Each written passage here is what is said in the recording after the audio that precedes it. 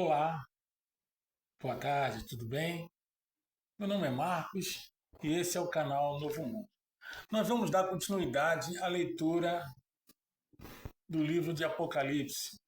Eu estou lendo com vocês o capítulo 20, 21 e 22, os três últimos capítulos deste livro. Já li o 20 e 21. No 20 é estabelecido o novo governo. No 21, o governo vem em direção à terra e no versículo 10 do capítulo 21, João diz que não vê santuário, não vê templo, porque Deus é tudo. Ele diz que em espírito ele foi levado e viu a Nova Jerusalém. E nela não havia santuário nem templo, porque Deus é tudo. E Jesus Cristo, o Cordeiro, é a sua lâmpada. Estamos bem claros isso. E nós vamos agora o capítulo 22. No capítulo 22, o apóstolo João, em espírito, ele vê um rio de águas cristalinas. E vê também árvores que dão frutos, tá? E ele diz que é a árvore da vida. Vamos ver. E diz que esse rio, deixa eu ler aqui no capítulo 22, vamos ver o que é que diz aqui. E mostrou-me um rio da água da vida, claro, como cristal, que procedia do trono de Deus e do Cordeiro. Pois bem, no livro de Gênesis, no capítulo 2, versículos 8, lemos: E o Senhor Deus plantou um jardim no Éden, na direção do Oriente, e pôs nele o homem que havia formado do solo. Formado. Do solo o Senhor Deus fez brotar todo tipo de árvores agradáveis à vista e boas para alimento. E também a árvore da vida no meio do jardim e a árvore do conhecimento do bem e do mal. Agora veja, e um rio saía do Éden para regar o jardim, e lá se dividia, repartindo-se em quatro braços. No versículo 1 e 2, lemos em Apocalipse capítulo 22, versículo 1 e 2. Eu li Gênesis capítulo 2, versículos 8 e 9.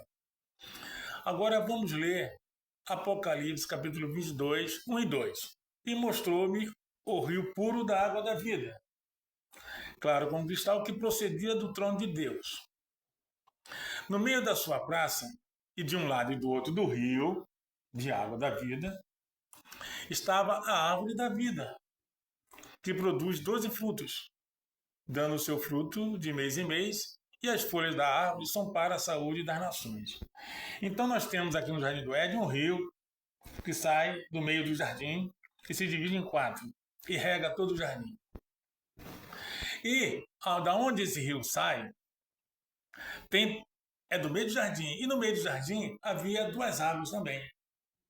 Só que lá no Gênesis diz que é uma árvore do conhecimento e uma árvore da vida. Aqui, João faz referência também a um rio de água da vida. E diz que ele sai do trono de Deus. Ele sai diretamente do Criador. É um rio enorme.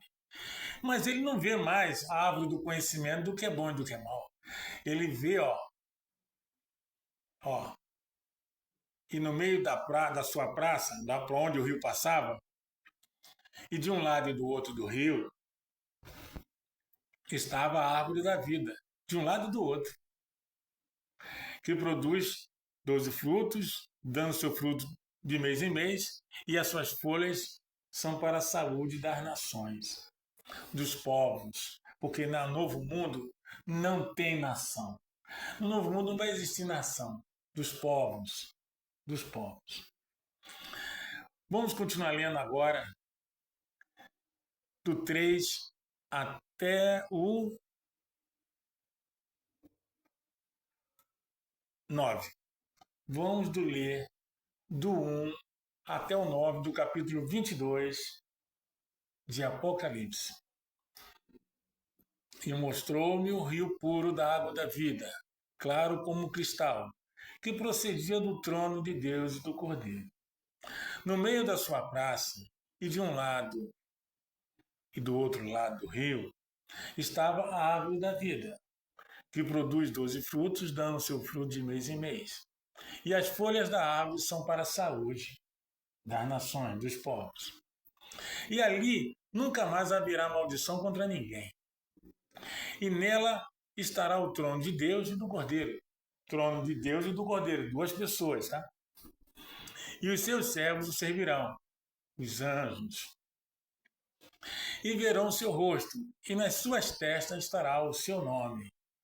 Aí já são outros, os escolhidos, tem os seus servos, o servirão, e tem uns que terão o seu nome em suas testas. São os escolhidos e selados, estarão lá. E ali não havia mais noite, e não necessitarão de lâmpadas nem de luz do sol, porque o Senhor Deus os ilumina e reinarão para todo sempre. Deus é tudo. O que João está falando para nós é da cidade santa, do governo de Deus. Então, Deus é tudo. E quando ele diz árvore da vida, rio da vida, significa que são pessoas que viverão eternamente. É um mundo eterno. Deus promete isso à humanidade, a vida eterna. É o que denota o rio de beber água e as árvores que dão seu fruto para comer. Para a pessoa, a vida é eterna. E dão fruto sempre. Os frutos são sempre. É eterno. E o rio é eterno. Continuando. E ali não haverá mais noite, e não necessitarão de lâmpada nem luz do sol, porque o Senhor Deus ilumina e reinarão para todo sempre. E disse-me, estas palavras são fiéis e verdadeiras. E o Senhor, o Deus dos santos profetas, enviou seu anjo para mostrar aos seus servos as coisas que em breve hão de acontecer. Como é o capítulo 22, o anjo já está encerrando o livro. Então ele diz, essas palavras são fiéis e verdadeiras. O Senhor, o Deus dos santos, o Senhor, o Deus dos santos profetas, enviou seu anjo. O Senhor, o Deus dos santos profetas, enviou seu anjo. Aqui, o anjo está se referindo a Jesus Cristo. Ah, não é Jesus Cristo? Mas em Isaías 9, versículos 6 e 7, diz que Jesus Cristo é Deus poderoso. Então, o Deus aqui, Deus dos santos. Os santos são todos aqueles escolhidos. Enviou seu anjo para mostrar aos seus servos as coisas que em breve vão acontecer. Seus servos na terra. Eis que cedo vem.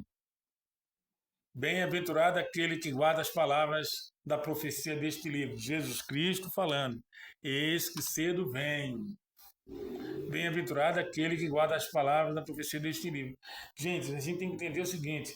Para Jesus Cristo, o Pai dele, os anjos, não existe a ideia de tempo. Não existe a ideia de tempo. Existe para nós. Quando ele fala isso que cedo vem, ele vem mesmo. Ele vem mesmo, porque para ele o tempo é relativo. E eu, João, sou aquele que via essas coisas.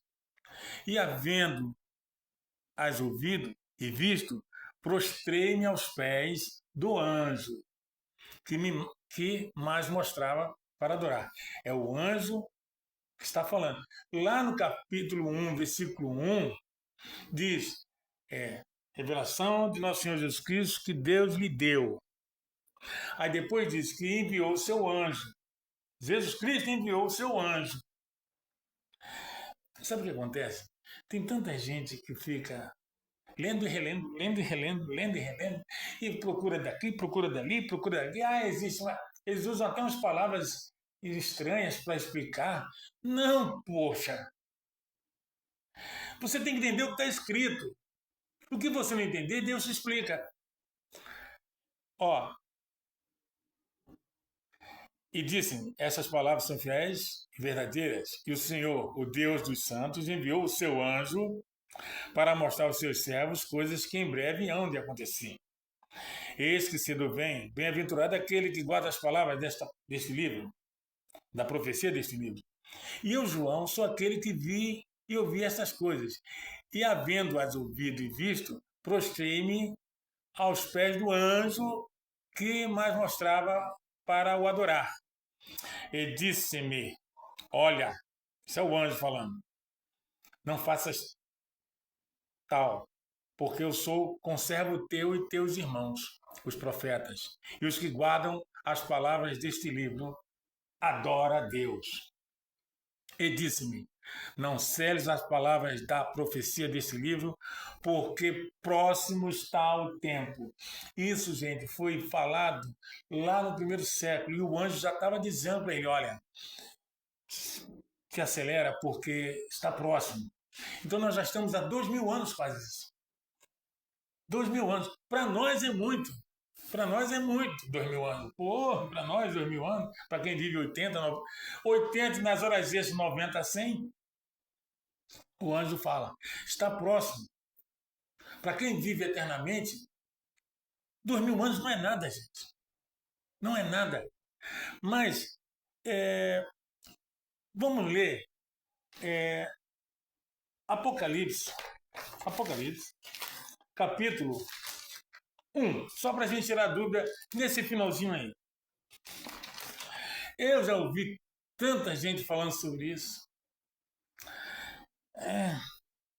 Olha só, revelação de Jesus Cristo, a qual Deus lhe deu para mostrar aos seus servos as coisas que em breve devem acontecer e que ele, enviando o seu anjo, deu a conhecer aos seus servos.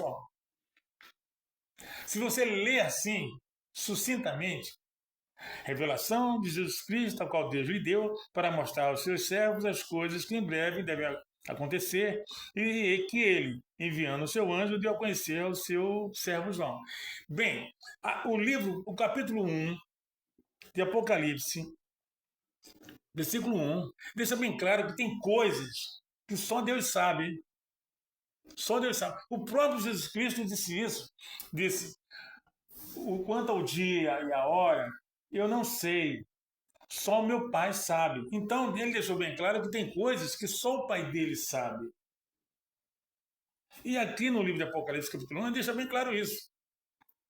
Foi o pai dele que falou assim, olha, eu vou te revelar uma situação e você manda o anjo para um servo nosso lá na terra para que ele escreva isso para a posteridade. Para a posteridade, porque nós estamos chegando. Nós estamos chegando.